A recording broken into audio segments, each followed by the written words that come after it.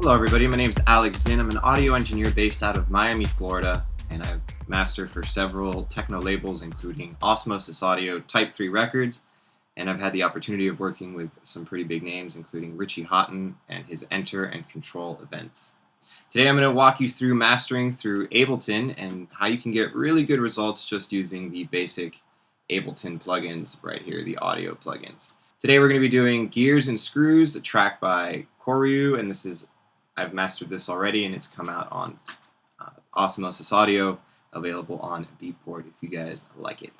So the first thing we're going to do is set up a mono stereo matrix, or an MS, mid-side matrix. And the reason to do this is so that we can affect the mono content and stereo content separately.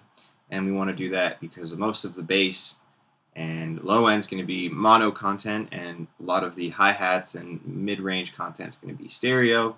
And we want to be able to control these separately so that the track really bumps in the club. We're trying to add the goal behind my mastering technique when I master for a lot of these labels is to make the track sound as good as it can in a nightclub, knowing also that a lot of nightclubs, A, their systems may be in mono, and B, even if their mids and highs are in stereo, their subs are more than likely going to be in mono.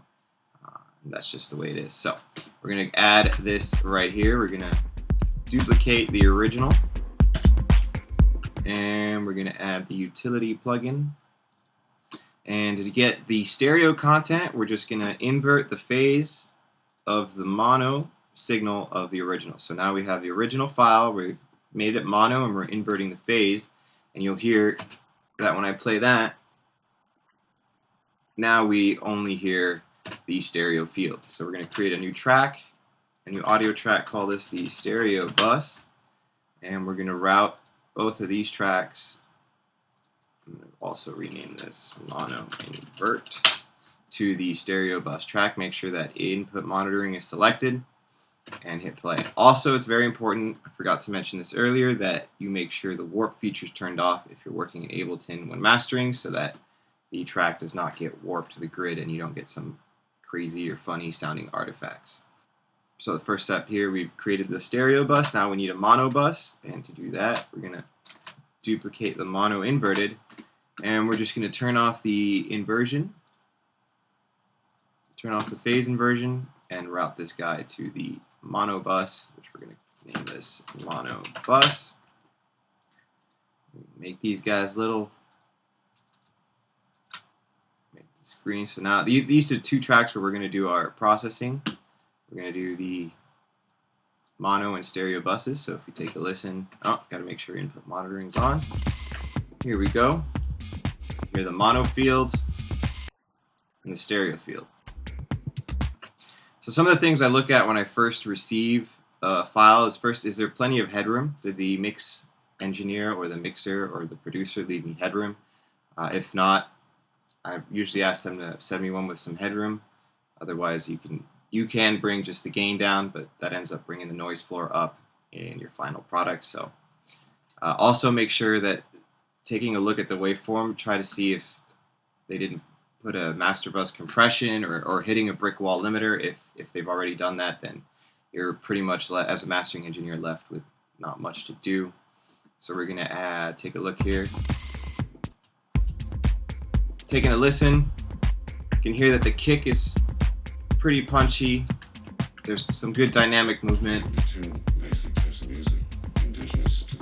There's also a nice bass line there that I would like to bring up a little bit.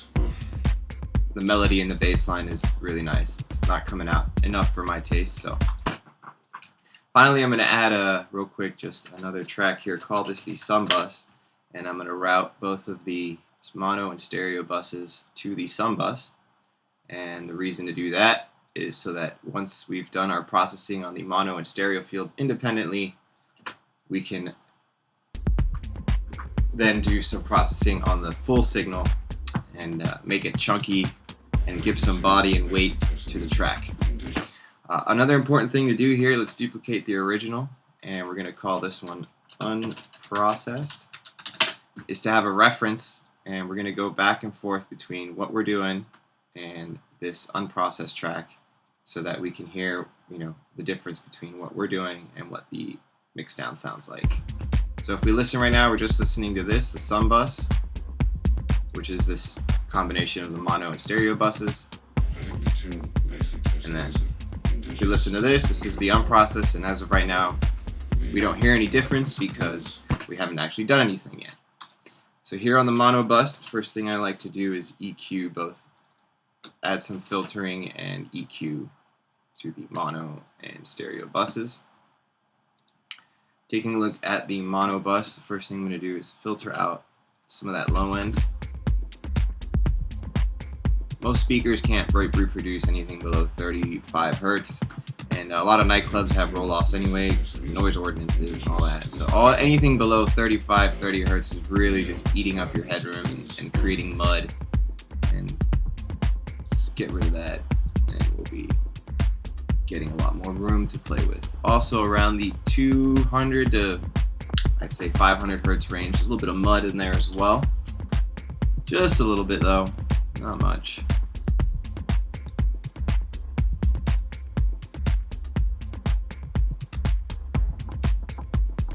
Increase the Q because we just want to filter out just a little bit. If you bring the gain up like that, you can actually hear the area that you want to work in. There you go. Just take a little bit out there.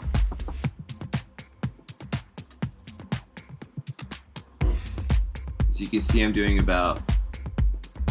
just about 2 dB of gain reduction right there. On the stereo field, let's take a listen. You can hear that there's some low end stuff there. That's just mud and taking away from the tightness and cleanliness of our sub bass. So we're going to roll that off. But there's that nice tone. Right. There's a nice room tone there. And then there's that other tone here that I'm trying to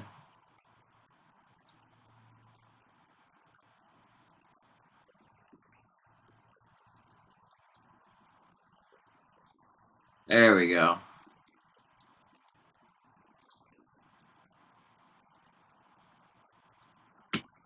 Keep in mind, this is only acting on the stereo field.